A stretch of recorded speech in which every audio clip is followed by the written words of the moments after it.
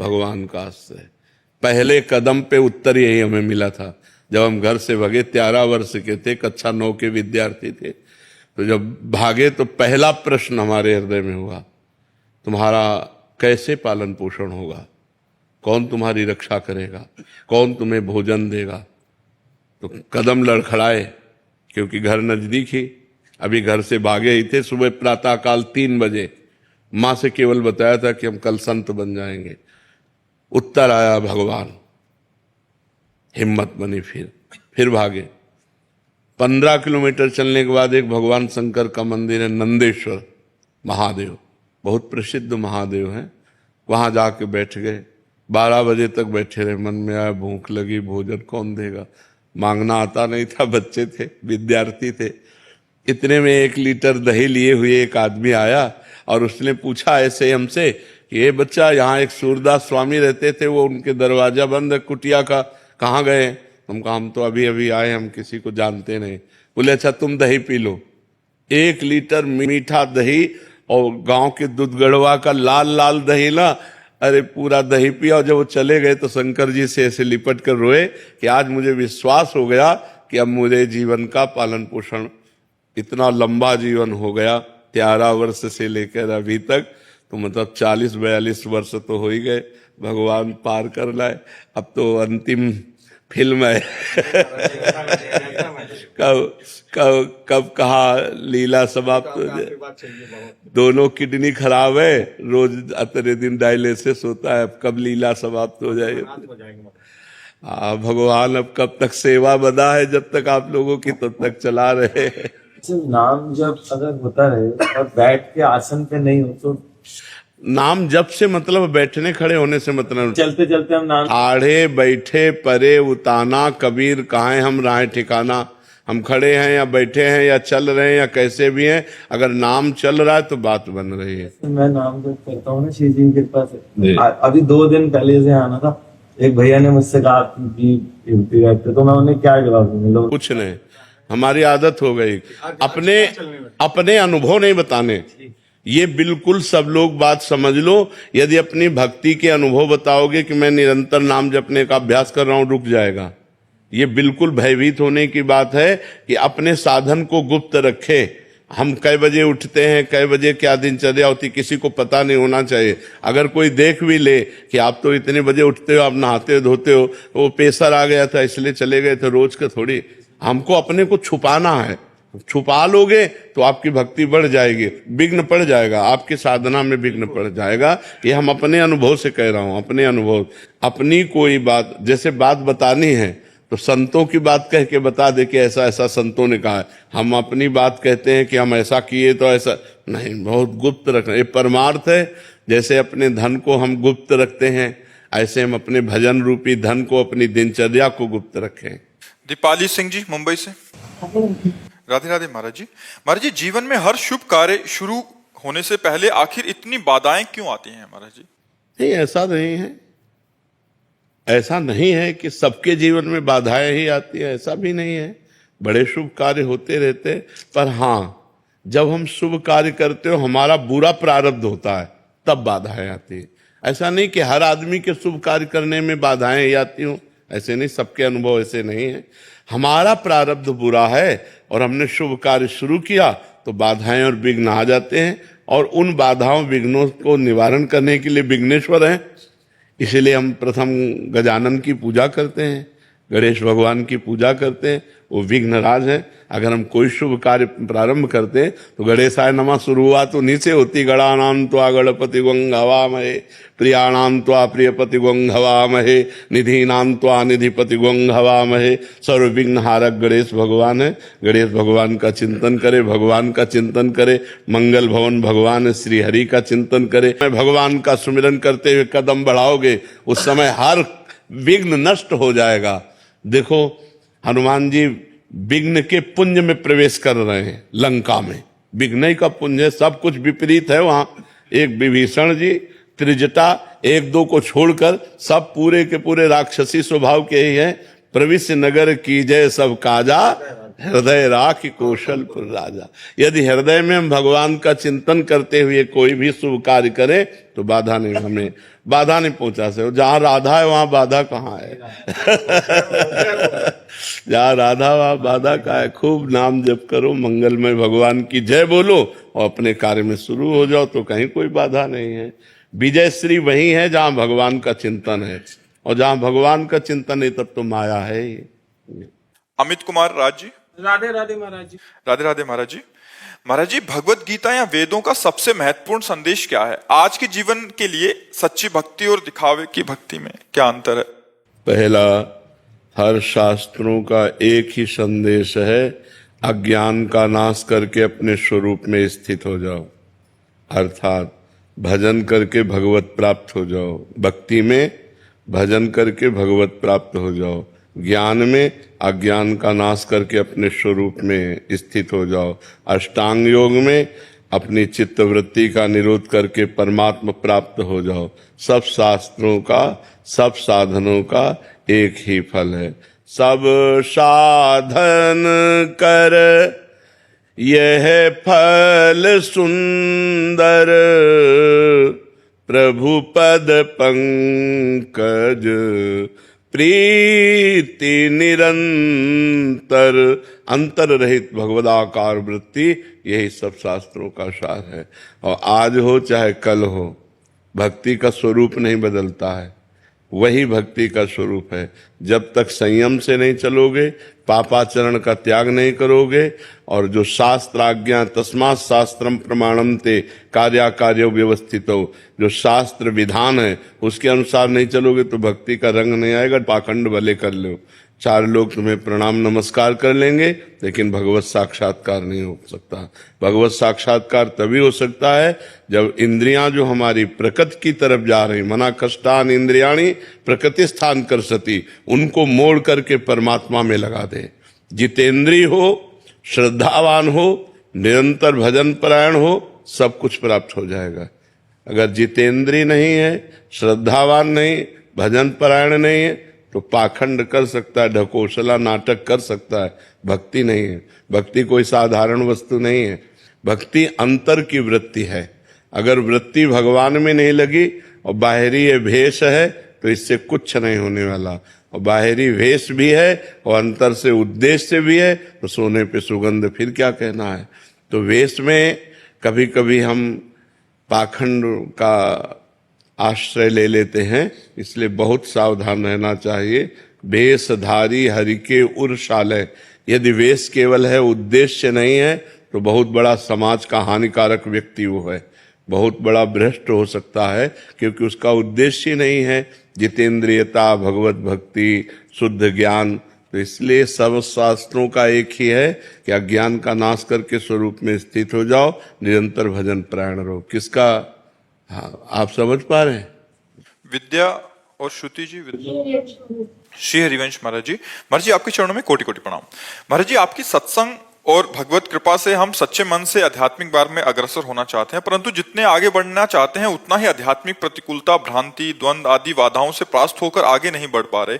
ना ही जहां हैं वहां रह सकते हैं, ना ही मार्ग से पीछे हटना चाहते हैं। आपके श्रीमुख से सुना है कि देखो, सबसे खास बात समझ लो, चाहे जिस मार्ग का पथिक हो, चाहे ज्ञान मार्ग का, चाहे योग मार्ग का, चाहे भक्ति मार्ग का, तेषाम शतत युक्तानाम भजताम प्रीति पूर्वकम ददामि बुद्धि योगम तम येन माम उपयान्ति ते।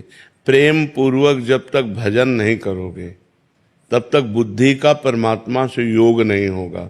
जब तक बुद्धि का परमात्मा से योग नहीं होता, प्रकृति से योग होता है, तो प्रकृति विषम है। सुख दुख, मान अपमान, हर्ष शोक, लाभ हानि, ये द्वंद्व व्यापते रहेंगे। इसलिए डट के भजन करो, सब खत्म हो जाएगा। जो गुरुजी ने नाम दिया है या जो नाम प्रिय, डट के भजन करो। बारी मथे घृत होए बरु, सिकता ते बरु तेल, बिनु हरि भजन न भवतरी, या सिद्धांत पेल। राधा राधा राम राम राम राम हर समय जपो, देखो कितना विशुद्ध ज्ञान आ जाएगा, देखो कितना आनंद आने लगेगा, हर द्वंद्वों पर विजय प्राप्त कर लोगे। भजन नहीं करोगे तो फिर कोई साधन नहीं, सब साधन शून्य है। भजन अंक है, अंक लगे पर हर साधन 10 गुना लाभ देगा। अगर भजन नहीं हो रहा तो फिर कोई नहीं। भजन बहुत कठिन चीज है, हर समय भगवान का चिंतन करना ये बहुत कठिन चीज है। अगर ये कर ले गए तो इस दुरंत माया से पार हो जाओगे।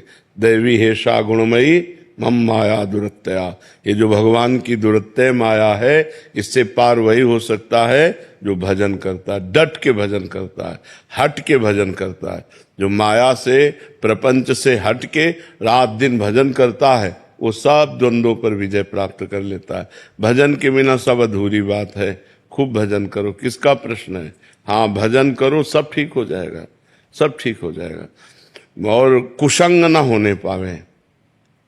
अगर भजन हो रहा है और साथ में कुसंग हो रहा है तो ऐसा समझ लो कि गाय दूध देने वाली बढ़िया ले हम दूर रहे चलनी में।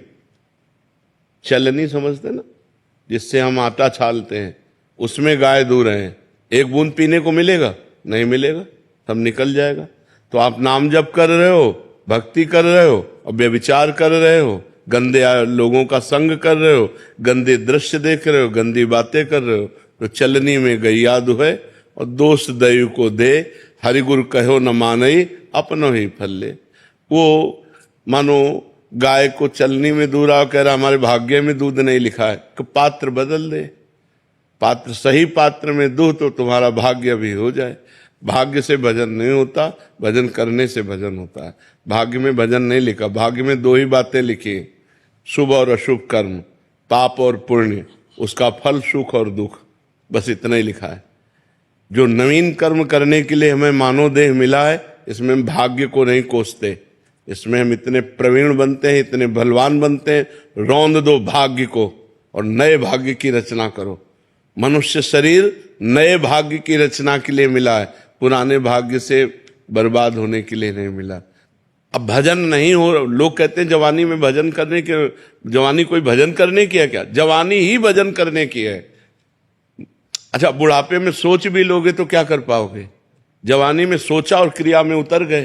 तो अगर नाम जब चलता होता, यार नहीं, दूसरों को बचाओ और खुद बचो। और अगर अपनी बुद्धि ठीक नहीं है, भजन परायण नहीं है, तो दूसरों को भी कष्ट देगी और खुद नरक भोगेगी, कष्ट भोगेगी। इसीलिए हम कहते हैं अध्यात्म के बिना मनुष्य राक्षस है।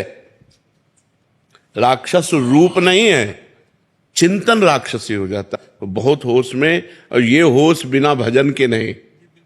अगर भजन करोगे तो होश में रहो, डर लगेगा। आपका चेहरा आ जाता है महाराज जी की, महाराज जी ने ये कहा है, हाँ, ये नहीं कहा। हाँ, कल हमसे एक प्रश्न कर रहे थे कि जवानी में भजन करने की क्या आवश्यकता है? जवानी में ही है, क्योंकि इस समय उद्दंडता, बल, इंद्रियों में सब कुछ रहता है, हम कंट्रोल कर सकें अपने को।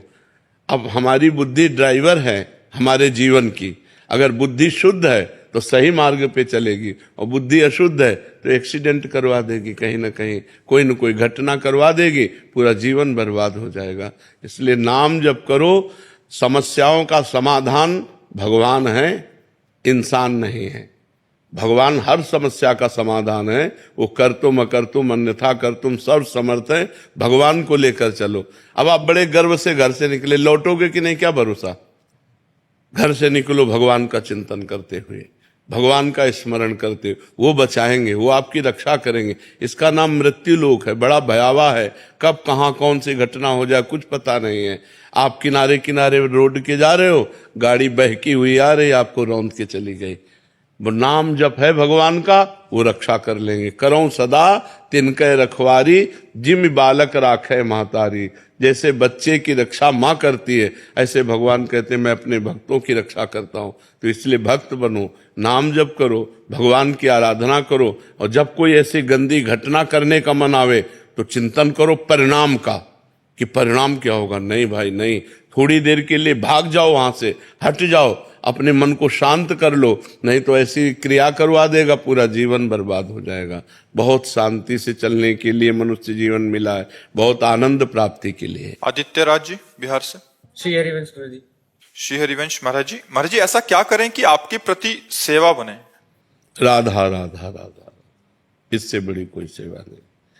हमें जो चाहिए आपसे वो चाहिए कि आपका कल्याण हो जाए, आपका मंगल हो जाए। राधा राधा राधा, बस ये चाहिए। हमारा प्रेमी वही है, हमारा मित्र वही है, हमारा रिश्तेदार वही है, हमारा शिष्य वही है, हमें सुख देने वाला वही है, जो अपने आचरणों को सुधार कर नाम जप कर रहा है। बस आप सुखी हो, हम अच्छे हैं। नहीं, हमारा बैठना किस काम में आया, हमारा बाबा जी बनना किस काम में आया? अगर आप लोग अच्छे आचरण स्वीकार कर रहे हैं, आप सही चल रहे हैं, तो हम अपने को धन्य मान रहे हैं कि हमारा साधु वेश धारण करना धन्य हो गया, हमारा जीवन धन्य हो गया कि 4 लोग सही ढंग से हमारे आदेशानुसार चल रहे हैं। यही प्रसन्नता हमको चाहिए कि आप अपने आचरण सुधारो, आप अपने माता पिता को सुख दो, आप नाम जप करो, स्वस्थ रहो, सुखी रहो। यही हमारी भेंट है, यही हमारे को सुख देना है। हम आपके सत्संग के प्रभाव से ही हमारे इष्ट में दृढ़ता निष्ठा तीव्र हो रही है महाराज।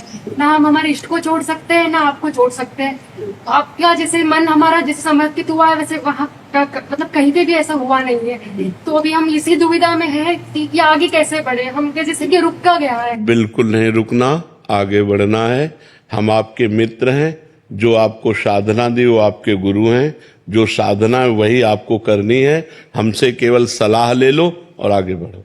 बात समझ रहे हो? जैसे रास्ते में मित्र मिल जाते हैं तो हम आपके सत मित्र हैं। सद आज्ञा, सद मार्ग, जिस मार्ग में चल रहे उसी को वहीं पुष्ट करना, नष्ट करना नहीं।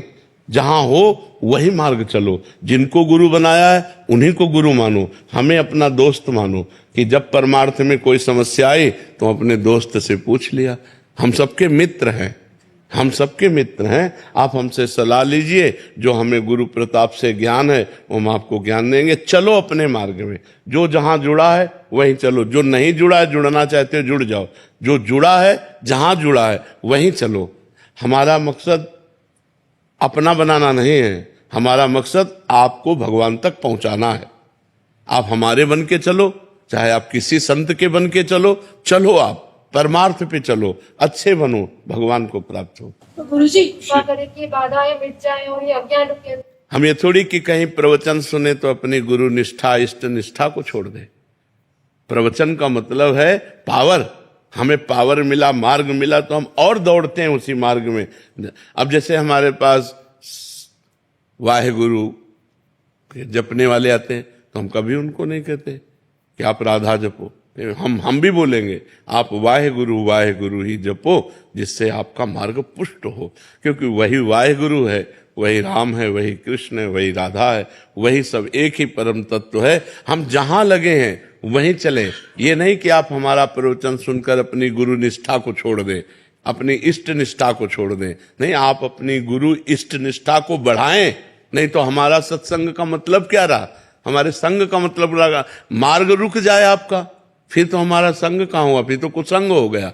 मार्ग बढ़े आपका, जहां आप हो उत्साह हो जाए और आप और उत्साह से उसी मार्ग में बढ़े। अनूप जी, राधे राधे महाराज जी। गुरुदेव, मन शांति रहे और भगवान का नाम जप होता रहे, बट कभी कभी मन अशांत और विचलित सा हो जाता है जप करने पर भी। चिंतन, जब तमोगुणी चिंतन होगा तब मन अशांत और विचलित हो जाएगा, और जब रजोगुणी चिंतन होगा तब मन भोग, मान, प्रतिष्ठा, रुपया, पैसा इसका चिंतन करेगा, और जब सतोगुण होगा तब वो शांत होकर भजन में लग जाएगा। तीनों गुणों का अपना प्रभाव है, पर हम भजन को न छोड़ें तो रजोगुण और तमोगुण को दबाकर सतोगुण बढ़ेगा और उसकी स्थिति बनी रहेगी, तो हमारा भजन आगे बढ़ता चला जाएगा। हमारा भोजन इसीलिए सात्विक होना चाहिए, प्याज लहसुन तक भी नहीं पाना चाहिए, क्योंकि ये तमोगुणी होते हैं, इससे तमोगुणी की वृद्धि हो जाती है। सतोगुण बढ़ाने वाला भोजन, सतोगुण बढ़ाने वाला पेय पदार्थ, सतोगुण बढ़ाने वाला संग और सतोगुणी शास्त्र, तब हमारा सतोगुण बढ़ेगा, जिससे हमारा चिंतन बहुत बढ़िया होने लगेगा। अगर हमारा चिंतन शांत होकर होने लगा और आनंद मिला भजन का, तो फिर रजोगुण तमोगुण की परवाह नहीं होगी, फिर वो भजन चलने लगेगा। अभी तीनों गुणों के अंतर्गत हम है ना, त्रिगुणातीत तो हुए नहीं, तो इसीलिए इनका प्रभाव पड़ता रहता है। कभी विक्षेप पड़ गया, कभी मन नहीं लग रहा है, कभी अशांति, कभी भोग अच्छे लग रहे हैं, कभी भगवान अच्छे लग रहे हैं। ये दशा चलती रहती है। जब सिद्ध हो जाता है भजन, तब फिर वो त्रिगुणातीत हो जाता है, फिर उसका भजन बाधित नहीं होता। इसलिए खूब नाम जप करो, अशांत स्थिति में भी नाम जप करो। अगर हम अशांत है, भोजन पा रहे हैं तो पेट भरी जाएगा ना, तो अशांत स्थिति में भी यदि नाम जप कर रहे हैं तो भाव कुभाव अनख आलसहु नाम जपत मंगल दिश दशहु, दशों दिशाओं में मंगल ही होगा। चाहे जैसी परिस्थिति हो, नाम न छोड़ना, ये सब ठीक हो जाएगा। सीजल सेठी जी मैंगलोर से। श्री हरिवंश महाराज जी, आपके चरणों में कोटि कोटि प्रणाम। महाराज जी, आपका प्रश्न है कि मानसिक जप प्रारंभ से ही शुरू कर सकते हैं, क्योंकि उपांशु का अभ्यास नहीं है। हाँ, जितना आप अधिक से अधिक मानसिक करेंगे उतना ही लाभ और होगा। पर ध्यान रखिए, निरंतर मानसिक नहीं चल सकता है। यदि वाचिक नहीं हुआ तो उपांशु नहीं हो सकता, उपांशु नहीं हुआ तो मानसिक नहीं हो सकता। 2 4 10 बार के बाद वो मन भाग जाएगा संसार में, फिर क्या करोगे? हाँ, तो ऐसे थोड़ी होता कि पहले ही सिद्ध हो जाए, पहले ऐसा नहीं हो सकता। जब चल रहा है उसे वाचिक में नहीं, कन्वर्ट नहीं करना। अगर वो चल रहा है तो चलने दीजिए, और जहां भागे तो उसे ले आओ तुरंत उपांशु में, तुरंत वाचिक में ले आओ। अगर भाग रहा है, मन नहीं लग रहा है, और अगर लग रहा है तो बहुत अच्छी बात है, हृदय मतलब पवित्र है, वो मानसिक में लग रहा है। जितने मिनट सेकंड में लग पावे बहुत अच्छी बात है, और जहां भागे तो तुरंत उसे उपांशु में ले आओ, वाचिक में ले आओ।